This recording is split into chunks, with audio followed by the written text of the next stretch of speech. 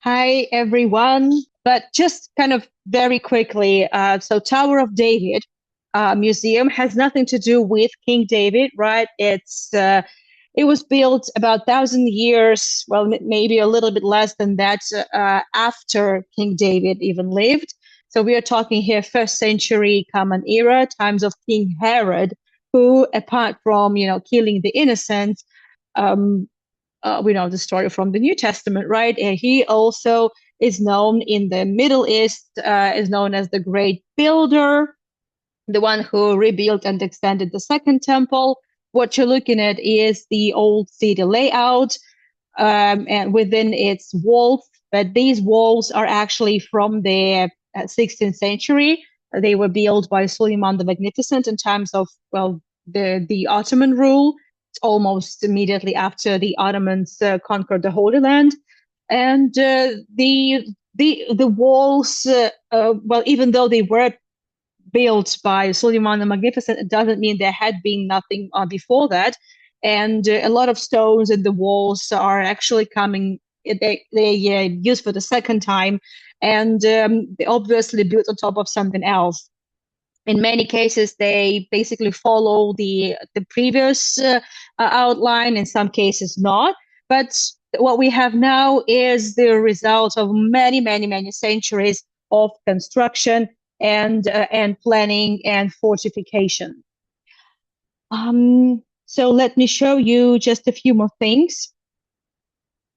So the Jaffa Gate. So the Tower of David Museum is located just by the Jaffa Gate, and it's the entrance is from the outside. This is the tower over there. Many people confuse it with but they think this is the Tower of David, but actually this is not the Tower of David. This is the minaret of a mosque. But how is it the Tower of David? Because you said it was Herod's palace, Anna, right? Like 2,000 years ago, it was built. Well, after King Herod passed away, and after the Roman rule of the Holy Land, there were many, many other, civilizations and people that controlled Jerusalem. And obviously, it was destroyed, rebuilt, and then rebuilt again, then destroyed again, then built on top of it. That's just how it works. But there has always been, even before Herod, there has always been a fortification next to the gates. Why? Because the gate, it just happens to be the weakest point. That's just it. And it just happens so that during the Ottoman times, and the Ottomans had this land for 400 years, well, it was used as a fortification, and it was also used, well, there was also a mosque there for the soldiers. However, okay, let me just turn down the volume. We won't need that. However, the Tower of David is something a little different. It's actually a tower, and that's we are looking at it now. So look at they're actually kind of it doesn't mean that the towers survived for 2,000 years. Obviously not. They were found as, well, let's say, um, because it's a kind of the layer upon layer. It's like a phyllo pastry. The Jerusalem is a phyllo pastry. That's true. Well, they were able. Well, even in this photograph, you can see that the stones in the tower are of different colors, and the stones are of different shape. That's because a layer will be built on top of another layer. So the archaeologists eventually were able to find the stones that corresponded with the stones normally used at times of Herod. So we know that there used to be, this is actually the entrance to the fortress from inside the old city. What was the point to protect the gates if you also had the entrance, to the fortress from the outside of the city? It didn't make any sense. Obviously, the entrance would be only from inside the city. So Herod had actually three towers, and those towers were supposed to provide just the view overlooking the area outside of Jerusalem and also within the old city. That's the looks that we have now. And we are now filming from one of the towers that survived from the times of King Herod. So we know that from thanks to the book by Josephus Flavius, who was well, the first century historian, and left a lot of books to us, a lot of stories. So we know that there were three towers, but for now we have, let's say, one and a half towers, so to speak. There, we're not entirely sure which of the towers actually survived, but we know that at least, well, two of them are originally from the times of King Herod. Why the fortress is built exactly here by the Jaffa Gate? Well, because this area happens to be the weakest, the lowest, so to speak. At this point, well, Jerusalem is built on mountains. There are mountains everywhere, and the old city, its height, its terrain is uneven. And this particular site, like the northwestern corner, is exactly the highest point. And since it's the highest point, it's kind of easier. The walls are not that high, and it's easier for the invaders, to penetrate the city from this side. And that's exactly what happened. All the invasions that took place, let's say in the Common Era, they all took place from the northwestern corner. And well, the Crusaders, the Mamluks. So, well, this extra fortification was very important, I would say, very important. Well, but there were several areas they could approach from, let's say more of the north, but let's say north and west is usually the highest point. And that's why this part really needed, extra fortification. Crusaders particularly liked the northern part. This is the highest point. And but there were a lot of attempts also to invade from the side of the Jaffa Gate. So, but this fortress helped a lot. It was a very big stronghold. Okay, we're moving on. And since we've already seen several rooms, I'm just going to give very quick overview. Actually, so the museum incorporates like 9 halls, which are located within, let's say, the former arsenal rooms, storage rooms, well, casemates, let's say, of the fortress.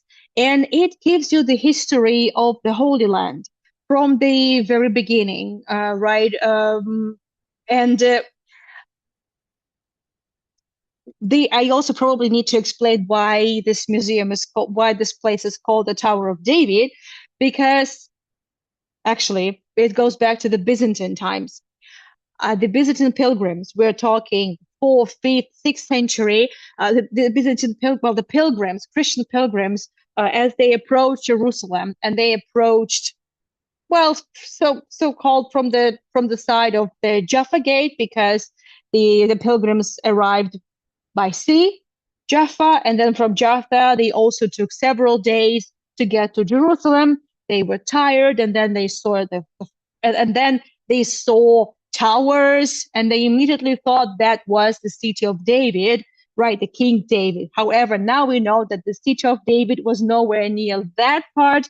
It's a little bit to the side. So it's next to the southern corner or southwestern corner of the old city, a little bit to the side. So that's kind of the confusion, the mistake that kind of stuck. We saw one room where it gave you like a quick overview of the room, and also we had a walk in this garden. This is archaeological garden, the territory that has several layers of history, and it also obviously underwent a great deal of excavations and some restorations as well. So the findings that we have, for example, this is the cistern from the Byzantine period. They were found walls from the first temple period, and they were found the ruins that actually predate Herod. So it only made sense that Herod also didn't build his fortress just out of nowhere, just from scratch. He was, he thought strategically. So he obviously chose the place I would say carefully. And well, he had his reasons. So we know at least that at least as early as the 8th century BCE, at times of King Hezekiah, there had already been a fortification from this side of the city. So we saw that, and now we're also like looking at the yeah. So that's exactly the King Hezekiah that I'm talking about. That's, well, obviously that's not what he looked, but you have the idea. And just for you to have an idea what I'm talking about, so if we go way lower than the ground level from here, for example, we're looking at the wall that has much smaller stones. They are darker stones, so we believe that they are from the times of King Hezekiah. And we also have walls also predating Herod. That is, we're talking about uh, the Hashmonite period, the Hasmonean period. This is the times when the Jewish people try to fight the Hellenistic influences coming from coming from the Greeks, and then the Hellenistic influence will be picked up by the Romans. And this is when Herod the Great came in. But before Herod came, um, well, the Jewish people were able to survive and even fight back. But the Romans invaded, and the Roman influences would take it much further. Okay, so now we're entering the next room. It deals with Jerusalem becoming the holy city, and we start from King David, exactly from King David. So what's going on here? Let's remember just how King David came to Jerusalem, because originally um, he didn't reside in Jerusalem, and he stayed in Hebron. So the capital for about 9 years was in Hebron. And Hebron is, well, it's still a very important city in Judaism. There's also the graves of the forefathers and foremothers of the Jewish people are there, right? So we did a tour there, by the way. The recording is available from my sponsors. It's there, a unique experience, absolutely. A very complex city in terms of everything. So, but King David decided to move his capital, and he goes and conquers Jerusalem from the Jebusites, the Canaanites people that we spoke about. And he takes also the Ark of the Covenant with him. This is the medieval period illustration. You see King David playing harp. You see people carrying the tabernacle with the Ark of the Covenant, and everyone is joyful, playing music, also sacrificing animals. You can see there. So everything is nice and bubbly, oozing with joy and happiness. And this is how Jerusalem got inaugurated. And well, however, it's not really the Jerusalem we think. It's not the old city. So the very first city that was established, the city of David, is outside of the walls of the old city of Jerusalem. It's called City of David, and we know that David wanted to build a temple, but God decided that he was not really the right person for it, because he was a warrior. He had a lot of blood on his hands, and a lot of stories in the past. So he was not really decent enough. So, but it will be only his son who would build the temple. But it is true that King David had the Ark of the Covenant next to his palace, but in the city of David. But Solomon would take it outside of the city of David and would build it where the Temple Mount is nowadays. So that's the story. So the temple was built. However, so what are we looking at here? Well, okay, we're looking at all these interesting figurines, copying animals and some interesting creatures. Well, we're talking about the issues of idolatry. And also to the right, you see a little, like temples. So once the temple was built, it was decided, so it became certain that there was only one the only one temple in the entire Jewish world. But, you know, people living far wanted to have something next to them. They wanted to cling to something, to some figurines, to something. And also the Canaanites people, which is like a generic term for multiple peoples, in this pagan world. And, every now and then, Jewish people just wanting to have a little bit of something, to pray to talk to maybe touch in their hands, to feel the divine presence and the divine support. They would just create these figurines to them. And even though they believed that they were believing in one and the same God, but it was the idolatry. And there's one more thing that I want to mention, that almost all the items you have on display in this museum, especially the originals, were found either on the territory of the Tower of David or its vicinity. Some exhibits are on the loan from other museums of the country or even other museums outside of Israel. Some of them are copies, but so you got the point. So, okay, but I can understand the issue of idolatry when you are, let's say, a merchant or a warrior guarding the outposts in, let's say, Arava Valley. Okay, like Arava, or let's say somewhere, by the Dead Sea. That I can understand. But these items were found just at the vicinity of the Tower of David.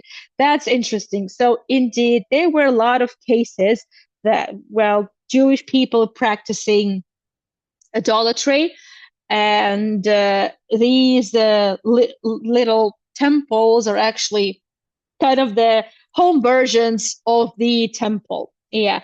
And also, it's also interesting that the figurine that you can find, that the figurines from the Canaanite cultures, they look just the same. So basically, the Jewish people, I would say, borrowed a lot of pagan traditions. However, it doesn't mean they believed in the same gods.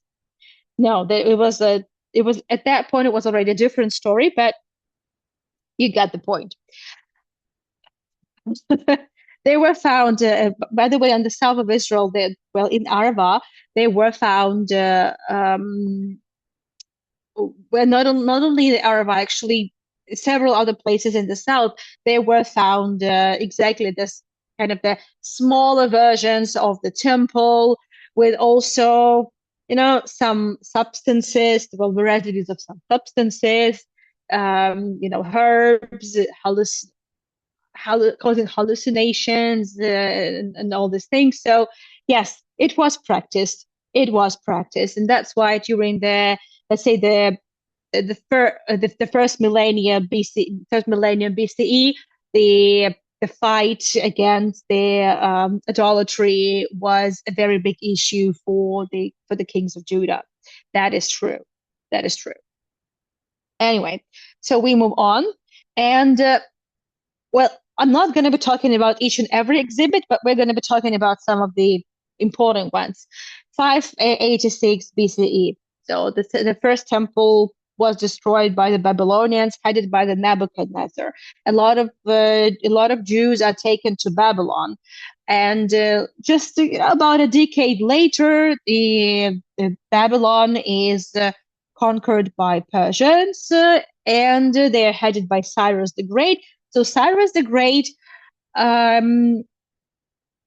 allows Jews to come back. And in the British Museum, you can find this cylinder of King Cyrus the Great from 538 BCE. That's the copy. So the original is it's not the original that we have on display. That's why you can actually, it's not even protected by the glass. You can even touch it. So in this cylinder, it actually tells you the story of all the deeds of King Cyrus, including his resolution for the Jews, to go back.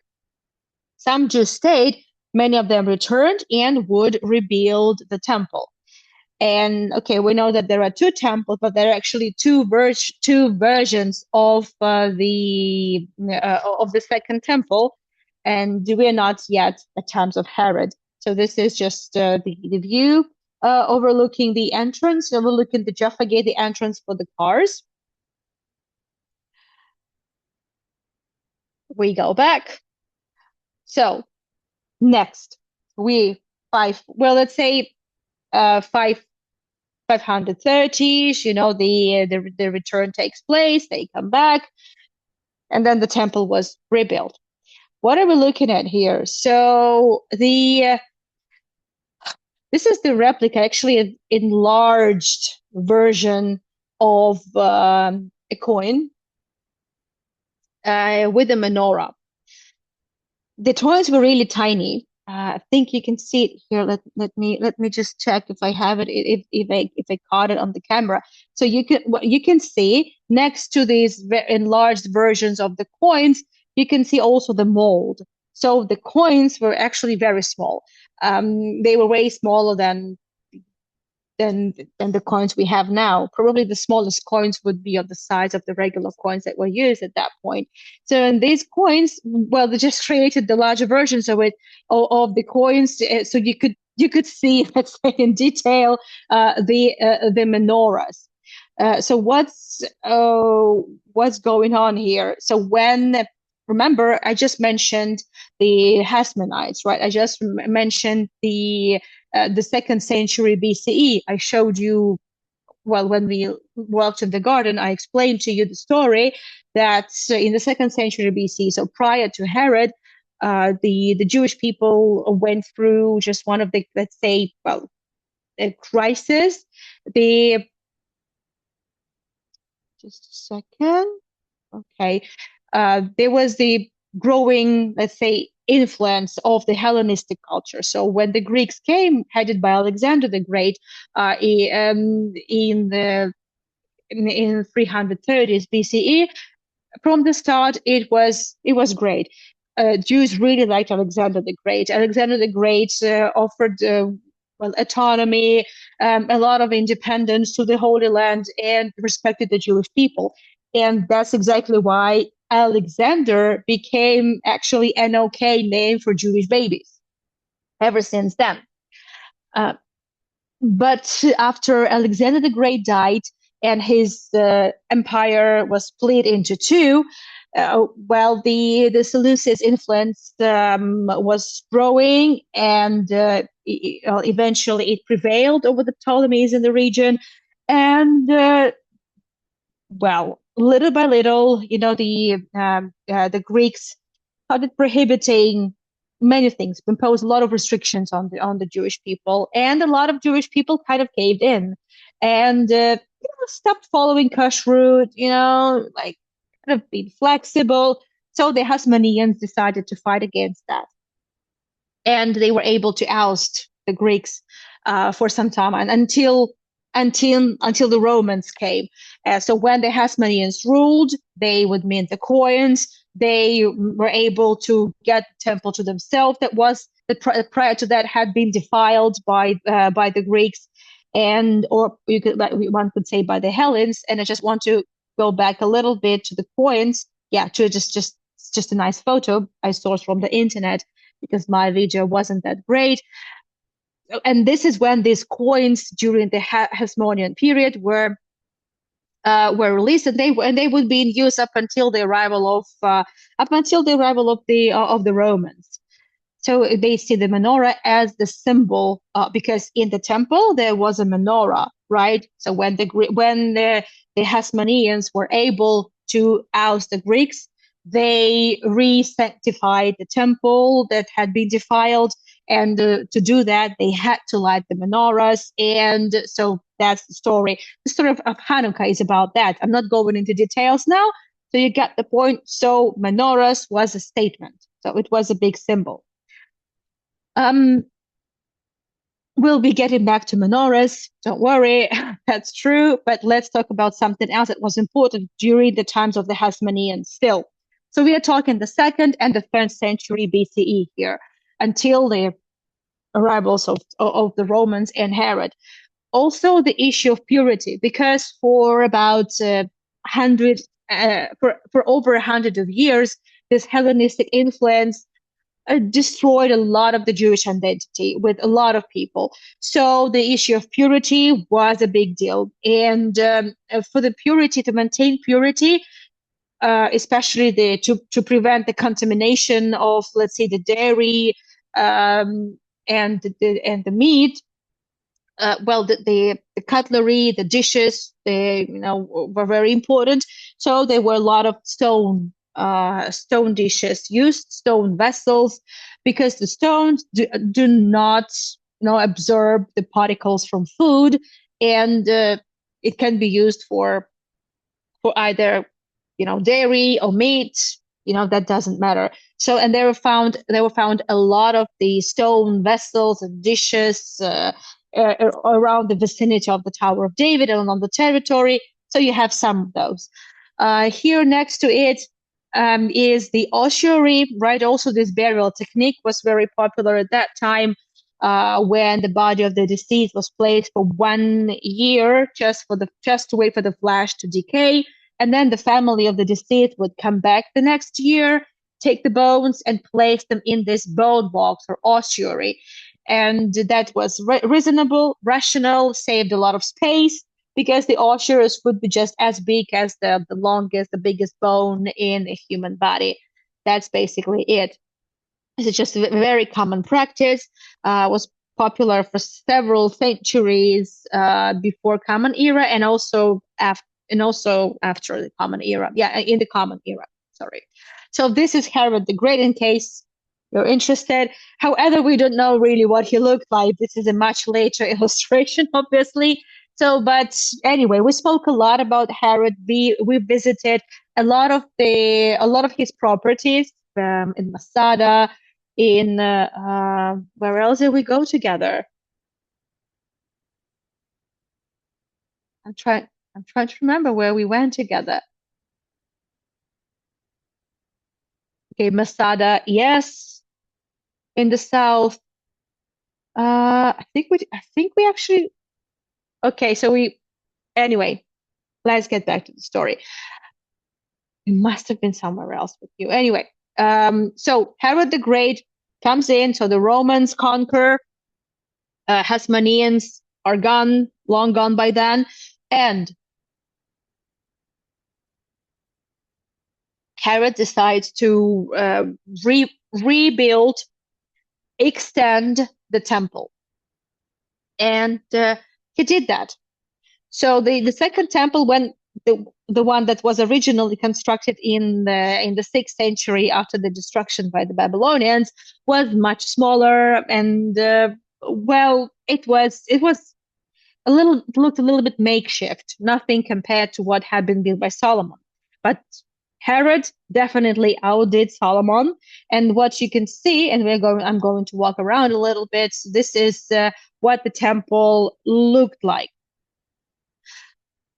I did 10 episodes altogether about the Temple Mount, and we spoke a lot about the archaeology. We spoke a lot about like how much is actually left from the times of Herod.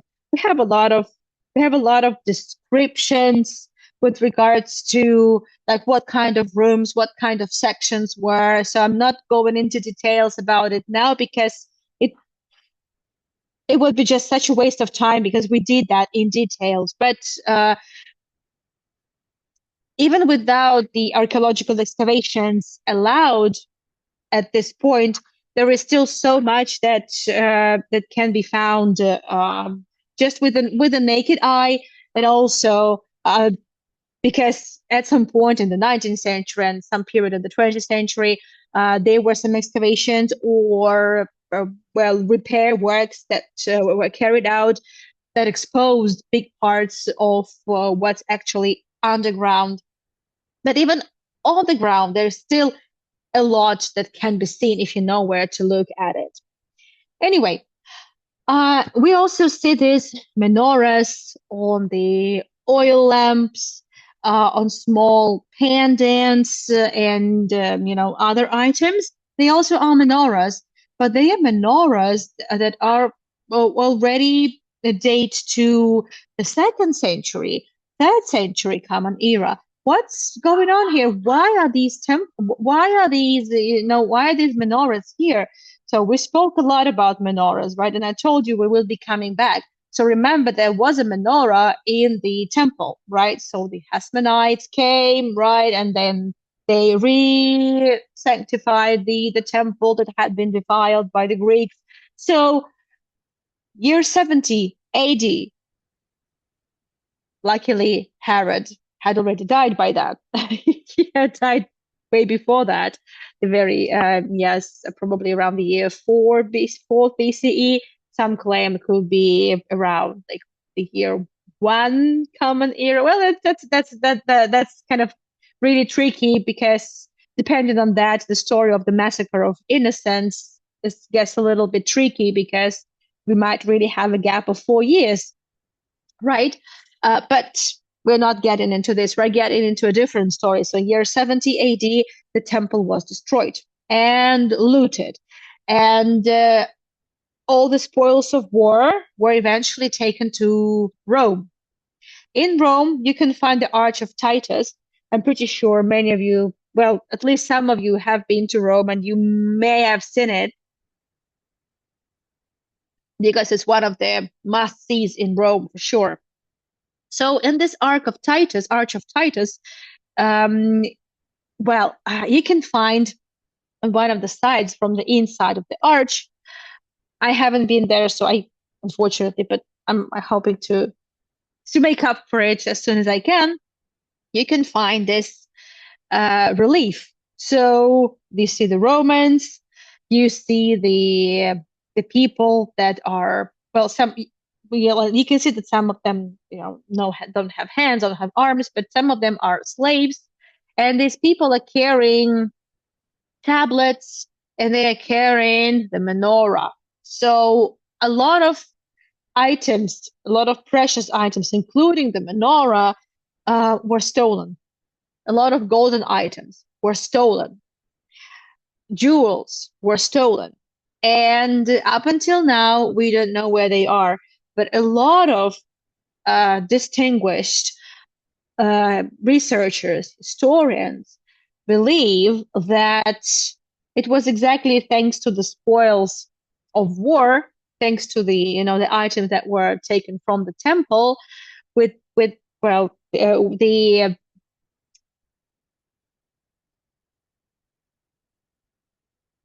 what do you call it? Okay, oh my goodness, the Colosseum was built.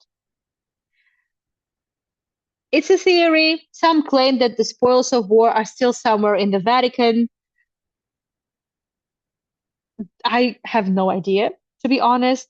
But so the menorah was taken, the temple was destroyed, but the symbol of the loss and the memory persevered anyway. So it was kept. It was passed down generation from generation. So the menorah became the symbol of resistance, and the menorah now on the coat of arms of Israel, because, well, it's actually the menorah from the temple. So menorahs is way more than just a lamp in the, let's say, in the Jewish culture. But what is important to remember that this museum is not about Jerusalem being it's not about Jerusalem being the Jewish city. It's Jerusalem being the cradle of the three religions. So, in this museum tells you the story of how Jerusalem became actually the birthplace of the three major monotheistic religions. We start with Judaism because it was the first, and now we're getting to Christianity. So in this hall, it also served as the arsenals, for the soldiers at different times. We know that the fortress itself, the territory of the fortress, was significantly enlarged, and the rooms were significantly enlarged by the Crusaders. The Crusaders built more rooms as well, You can find in some of the rooms the so-called elbow arches, elbows, not the elbow arches, but the supports. In other details, which I will be pointing to as the tours go, that kind of typical of the Crusader architecture. So it's one of those rooms that was clearly changed at times of the Crusaders. But we go to the times of the 4th century Common Era. So Emperor Constantine acknowledges Christianity and makes it 100% legal to practice Christianity. He didn't convert at that time. It's still a question. So people mistakenly claim that Constantine converted to Christianity. He may have converted to Christianity at his deathbed or shortly before his death, but at that point, it was just him, given the official, status to Christianity. His mother, however, so Helena Augusta, sets out on a trip to the Holy Land from Constantinople, modern day Istanbul, to find the cross on which Jesus was crucified. I did a gazillion of tours of the Holy Sepulchre Church. I did a gazillion of tours on the Via Dolorosa. All the recordings are available. You know where to find them. So I'm not going to be repeating myself, but obviously I will just provide, some things, some general things. So not only did Helena Augusta discover the cross, she also found some other things, related to Jesus. And she eventually initiates the construction of the Holy Sepulchre Church, which became the holiest site for all the Christians, regardless of their denominations. Well, let's say even for Protestants, it's a big deal. However, we know that in the Protestant tradition, Jesus was crucified elsewhere and buried elsewhere. It's called the Garden Tomb, just almost immediately outside of the Damascus Gate, right? But we're not getting into this. So anyway, the Holy Sepulchre Church was built, and it became so to speak, the center of the pilgrimage during the Byzantine period. And with the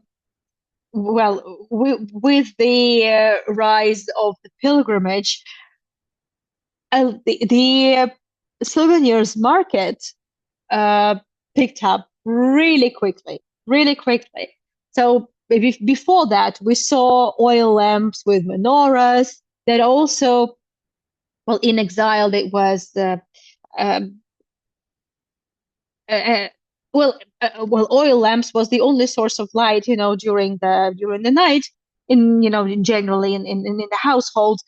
So obviously, the oil lamps with menorahs would be extremely popular. And during the Byzantine period, the oil lamps with some Christian saints, with crosses, would be very popular. So the souvenir market was launched thanks to the Byzantine pilgrims. And then we know that during the Crusader period, it got even crazier.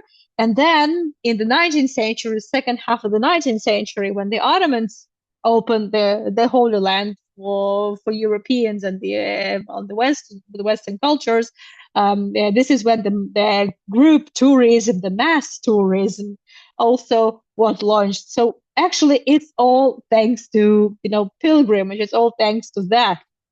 You just can. I also just found it on the website of the Tower of David Museum. Some photographs, really good resolution photographs of different items that could be found in Jerusalem for the pilgrims. Just souvenirs basically. And obviously, it's absolutely impossible to skip the talk of the Madaba map.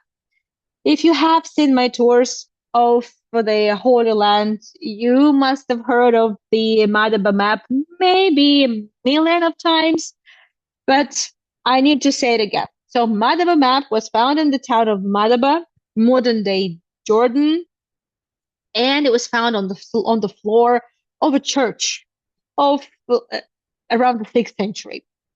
It just was on the floor. And the floor was big. It was a big church.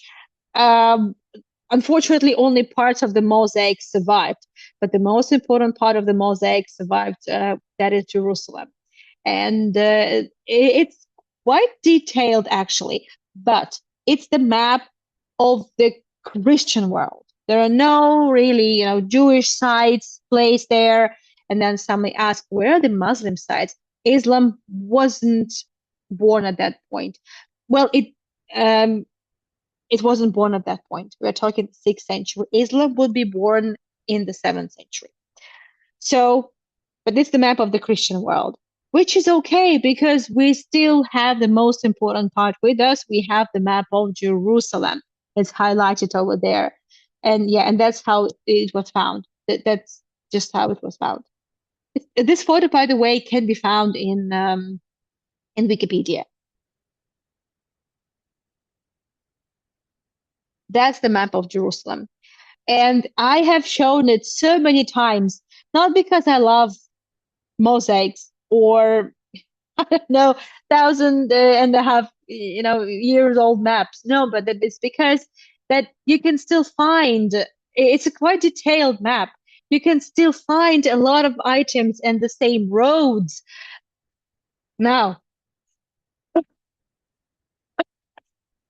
sorry, second. For example, you see the two roads, right? And the gates from the left, this is the Damascus Gate, and from the Damascus Gate, the road goes all through all along the entire old city. That's the corridor, and we have the corridor. It was discovered. We have it. It has the Church of the Holy Sepulchre. It has several other important buildings, and they are still around. So even though this map completely disregards the Temple Mount, yeah, the temple had no longer been there, and we also know that during the Byzantine period, the Temple Mount completely lost its importance because during the Byzantine period, it was about the Holy Sepulchre Church only, and you can see it exactly in the center. But we are not even sure what was going on the Temple Mount. It must have been just a big dump site. Just that, because it didn't have any importance. Well, very little importance, I would say, for Christians at that time. So probably just a dump site, honestly. So that's the model. That's what the Holy Sepulchre Church looked in the Byzantine period. We know that the church survived the Muslim conquest. And it was destroyed at the beginning of the 11th century by Muslims, but for several centuries prior to that, starting from 638, it was okay. It was safe from Muslims. It was okay. However, it was destroyed, and the destruction of the Holy Sepulchre became the kickstart for. It just served as a kickstart for the Crusades. It took them almost a century, for Crusaders to actually start the Crusades, but it happened, so we can't blame them for being slow. Eventually, within several years, they reached the Holy Land, and within less than a year, they conquered Jerusalem, rebuilt the Holy Sepulchre Church. So, and we'll be skipping, a lot of things. So, and right now in Jerusalem and in the state of Israel, you can find Christian churches of so many different denominations. It's about 50 churches you can find in Jerusalem, only in Jerusalem. Just imagine. And it's just like one of them. We've seen so many different churches with you in the old city. And just imagine, how many, there are across the country. So it all happened in Jerusalem as well. As we leave that room, these are the all the statues of the Crusader period warriors guarding the entrance to the room. But we are leaving this room and we are going to explore a little bit more of the archaeological garden. This is already the second level, so we are walking along the layers built during the Crusader period. Well, it doesn't mean that everything on the second floor, let's say, was built during the Crusader. A lot was destroyed and then rebuilt by the Ottomans. But originally, so we believe that, yes, it was originally it was built at times of the Crusaders. Yeah, I couldn't take a selfie with the minaret. Again, that's not the Tower of David. That's just the minaret of an Ottoman mosque. Just that. But it's okay to confuse it, though. It's fine. It's not an issue. So that's why you need to go to the museum and see it for yourself. That's okay. More other Crusaders, because the more the merrier. Obviously, it was. So as I said, during the Crusader period, the fortress was significantly enlarged. Does it mean that there were multiple layers underground? Of course not. It was all covered with the soil. Big part of all these constructions that you can see now on the territory of the garden was just excavated over the course of several decades. It's just that. So it didn't look like this during the times of the Crusaders or at any other period. And this arch also not. It was found collapsed, obviously. So we believe it's was probably from the Mamluk period. It also looks very Crusader. There are questions about it. We are not 100% sure. The issue why sometimes it's so difficult to say which period this or that stone element belongs to is because of the secondary use, right? So and by secondary use, why secondary use?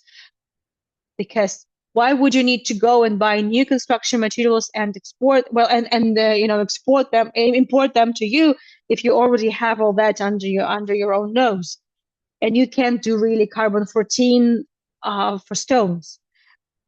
You can do it with some residue found in between the stones, but not the stone itself. So we are going to see the rooms about Islam. Well, hence this map, the Islamic world in the 10th century. Let's go and check it out. So we will see the arrival of Islam.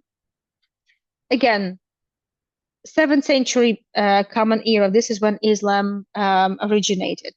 This room, why this exhibition it was placed exactly in this room. So we are very close to the minaret, right? So minaret is the part of a mosque.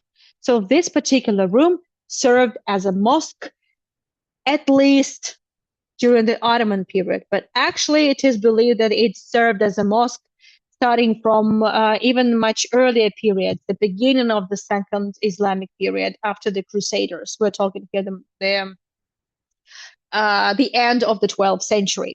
But anyway, so let's start from the beginning. So the way everything looks nowadays, and the minbar that we're looking at is from the times of Suleiman the Magnificent. So we are talking here the 16th century, right? What is the minbar? Let me show you. It's not a minibar, it's minbar. So minbar would be usually placed next to the mihrab. You see a little niche next to the, okay. So mihrab is this, it looks like a pulpit, right, with the stairs. So that's the place for the imam to pray. Next to it, there should always be, well, or at least on the same wall with the mihrab, there will be this niche that will be facing towards Mecca, right? So the holiest sites for Muslims around the world. And so the the direction, so the wall that faces the direction of Mecca, so that direction is called the Qibla, and the niche, the prayer niche, is called the mihrab. So minbar would be on the same wall. It would be usually the stepped construction. It's very similar to pulpits, in Catholic churches. I don't want to compare, but I'm just saying kind of it's similar. For the Westerners, probably easier to understand. Also in this room, one can find this stone plates. They will be usually placed to praise the ruler of the land, or the person who donated money to build the place or to restore the place. So all sorts of things. And why do we think that probably the mosque had been here even before? Because there were several of this type of stone plates. That was found the name that actually, the Saladin, the ruler of the Ayyubids, which is one of the Muslim tribes that ousted the Crusaders from Jerusalem and ousted them to the coastal plain, which happened in the 1180s. So we believe that for almost 1,000 years, well, okay, not 1,000 years, but let's say even 1,000 years ago, this room had already been a mosque. And then the Ottomans just simply restored it and started using it again. That's the compass, the Qibla compass, so to speak. It shows the direction to to Kaaba, to the mosque in Mecca, right, to the holiest sites for the Muslims, the Kaaba. The how shall I put it?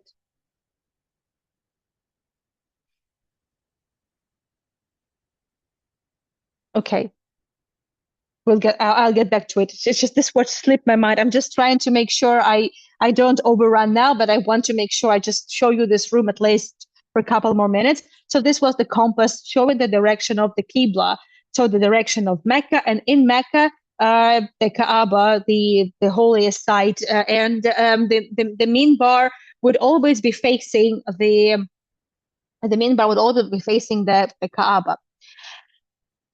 Okay, so in 338, so Jerusalem was eventually conquered by Muslims, and the Muslims would remain till the arrival of the Crusaders, which means that this is the first Muslim period till 1099. The first, I would say, well, you can see it here, right? So it's sort of written there. And then the Crusaders will be ousted by the Ayyubids in 1187. That's what I was talking about, ruled by Saladin or Salahuddin. That's, well, there are several names you can pronounce it. So we know that, let's say,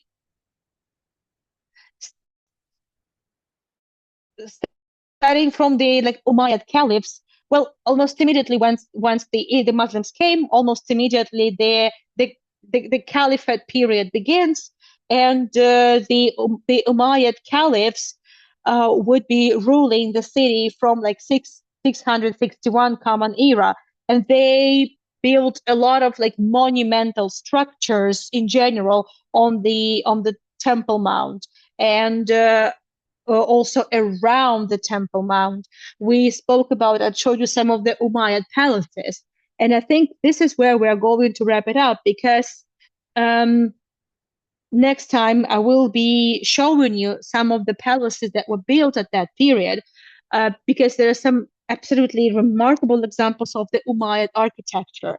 The dome, the Al-Aqsa Mosque, the Dome of the Rock, would be built in the beginning of the 8th century. So we're not even talking about the Temple Mount itself, but the territory around the Temple Mount. I would say that's what we're going to be focusing mostly. Okay, I think it's time to wrap it up. I cannot really overrun, now, why. Let me, at least I'm not in a hurry for the Q&A. For those who joined us a little later and I didn't have a chance to say hi, thank you so much for joining me. And thank you so much for your interest in my tours. Also, let me share with you the links. Again, I tried really hard not to make it too overwhelming in terms of facts and dates. So I would say I used as minimum dates as possible. I hope it wasn't too confusing. Okay, so I'm sharing some links. Second. So the next episode is going to be at our usual hour next Sunday. We'll be talking about the Islam, and we'll be talking about what was going on during the Crusader period and several other periods as well. A lot of things to talk about for sure. Some more tools will be added. Thank you, Sharon. I'm glad you found it clearly described. That means a lot because this type of topics, they always involve a great deal of, planning and thinking, structuring it, what to include, what not to include. It's always an issue. Thank you, Ashworth. Thank you. And I also think that the museum actually has done a really good job. The navigation is there is pretty simple. The only thing is when you are walking in the garden, it's a little bit confusing because you don't really automatically see told what you see. And how can a layman or just a random tourist identify the stones from the Herod period or from the Mamluk period? There's no way, of course. Thanks, Anna. Why a weekend? What a weekend filled with knowledge. Enjoy your in-person tour. It's not the in-person tour. It's in-person virtual tour. It's a private virtual tour. Yeah, it's not an in-person one. It's a private virtual tour. A family wanted to just make a little special, Father's Day for their father, who is really a history buff. So I'm just going to do that. Thank you so much, Dolores. Thank you, Natasha. That's okay. It's fine. It has been recorded. And I tried to provide a little bit of the recap, well, because I don't expect her to remember all this crazy deal of information just in one go. However, I think like bits by bits, much of this information has already been shared by me, on other tours, and not only me, by Itamar, I'm pretty sure, and also my other colleagues. Yeah, but so the museum has a lot on display, but I'm also like limiting myself, measuring myself because I don't want it to be that overwhelming. Thank you so much, everyone, for joining me. I would appreciate your support. You could leave a PayPal donation, you could buy me a coffee or coffees, and I will see you next weekend. So some tours are already up, and I'm hoping to take you to an open air rooftop exhibition of contemporary artists of Tbilisi. I'll keep you posted. I've been invited. And also hoping, and I'm just now in the middle of planning this on Sunday, hoping to take you on a one-off event to a beautiful place outside of Tbilisi. But I can't tell more now. I don't want to jinx it. Once I have it all solid and agreed, I will share it with you, of course, and I will be waiting for you to join me. Thank you, Cindy. I'm so glad you've been able to join. I know it's a little earlier for most of you than usual, not super convenient, but I appreciate you trying to find the time and joining me. Thank you so much. Thank you for everything. It's been such a fun weekend, and I need to get going for just one more tour. Bye bye, everyone.